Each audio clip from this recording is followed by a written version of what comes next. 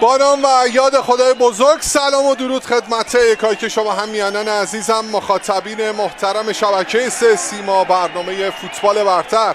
تشکر میکنم از آقا محمد رضا احمدی عزیز و همچنین مهمون برنامه آقای طباطبایی. اما خوش آمدید به ورزشگاه شهدای شهر قدس. سامان فلاس سمت راست فضا ایجاد شده برای یاسر آستانی، پا به تو حرکت میکنه بین چند بازیکن تیم آلومینیوم. پنالتی برای استقلال. باز هم تاثیرگذاری یاسر آستانی. آقای عرب براقی میتونه این صحنه رو بازبینی کنه، زرنگی کرد، از تجربهش خیلی خوب استفاده کرد، توپو زودتر رد کرد و جورجانی بود که اونجا یه پا انداخت که به نظر میاد توپ رو هم لمس نکرد و در نهایت اعلام رأی آقای پیام حیدری برای ضربه پنالتی. حرکت میکنه یاسر آستانی، ضربه رو میزنه و توپ درون دروازه قرار میگیره. 1-0 برای استقلال. باز هم یاسر آستانی.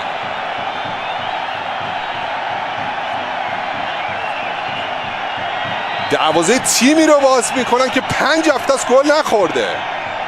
از روی نقطه پنالتی اونها موفق میشن دروازه محمد خلیفه رو باز کنن.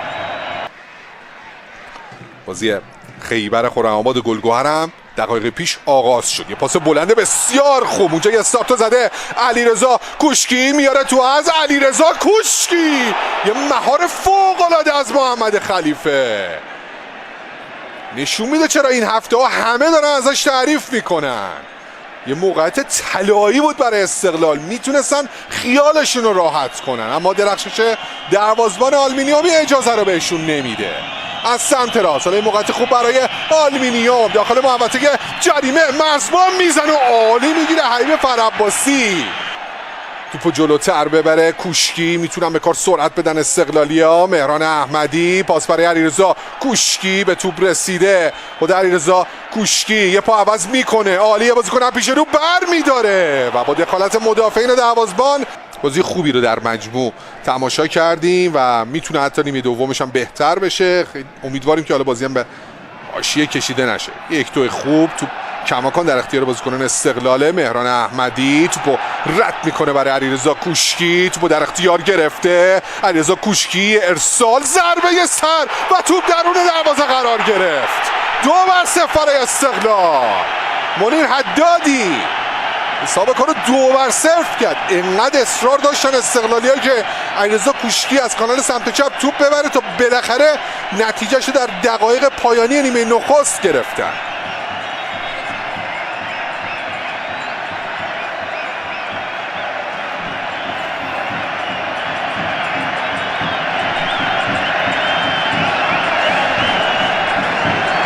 یاسین جربانی یه تک اونجا میزنه، صالح هردانی ازش عبور میکنه. بهرام گودرزی حالا میره موقع چک بگیره برای تیم آلومینیوم، ضربه پای چپی که اونجا رحمان جعفری میزنه.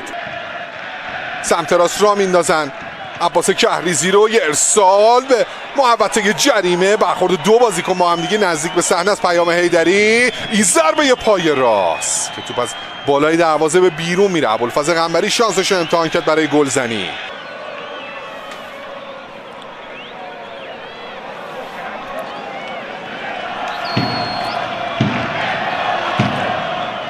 صحبت هایی که دارن خودش میاد تا صحنه رو ببینه. اینجا دیگه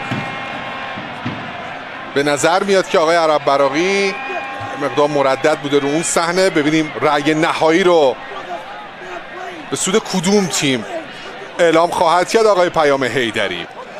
از زوایای مختلف صحنه مورد بررسی قرار میگیره، واقعا هم صحنه سختیه. آقای پیام حیدری اعلام پنالتی میکنه به سود آلومینیوم. داور اجازه میده تا ضربه زده بشه. ضربه زده میشه و توپ درون دروازه قرار میگیره. رحمان جعفریه که اختلاف رو به حداقل میرسونه. 2-1 به سود استقلال. حالا تقابل 2 تیم بالانشین جدول تا اینجای کار بسیار جذاب بوده.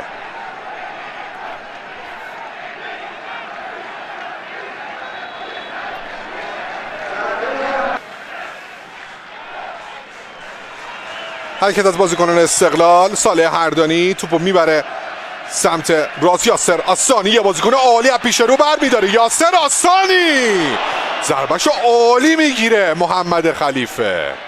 گودرزی، دیدی اندونگ جناح بازی رو عوض میکنه به سمت راست، عالی این کار انجام داد یاسر آسانی. بازم صاحب توپه میاد به داخل محوطه جریمه. صالح هردانی یه کنترل، یه بازیکن پیش رو برمیداره، یه ارسال نرم به مقابل دروازه. ضربه سری که زده شد، این ضربه پای چپ خیلی خطرناک بود. اعتقاد به کرنر دارن.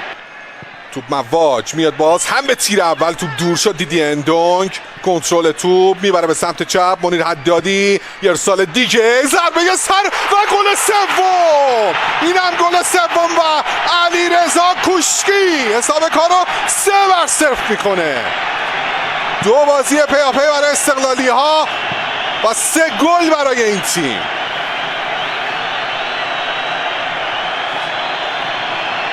صالح هردانی، آسانی طلب توپ کرده، توپ رسیده باز هم به آسانی، میره رو پای راستش، ارسال به تیر 2، کنترل از منیر حدادی بس کنار دروازه به بیرون میره. مهدوی از همون بالا دارن پرسو انجام میدن استقلالی ها. آشورماتوف رو زمین افتاد، داورم خطای مهاجم مرزبان رو گرفت به روی آشورماتوف. کارتم بگیره از زمین اخراج میشه، این مقدار باید کنترل کنه خودشو. کارت زرد گرفته نیمه اول، خیلی دوره، حالا خیلی شدت ضربه هم از این فاصله مشخص نیست. خب داور میاد و با کارت زرد جریمه میکنه و کارت قرمز. عرض کردم که چه اتفاقی رخ میده. البته برخورد بین مرزبان و آشورماتوف به زمین افتاد که کارت زرد رو داد به مرزبان و از زمین مسابقه اخراج شد.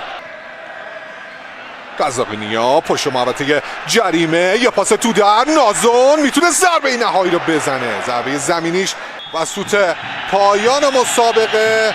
برتری 3-1 استقلال در برابر آلومینیوم عراق. امیدوارم که از تماشای مسابقه لذت برده باشید. برنامه فوتبال برتر ادامه داره. آقای احمدی خدمت شما عزیزان خواهد بود. من حضورتون مرخص میشم.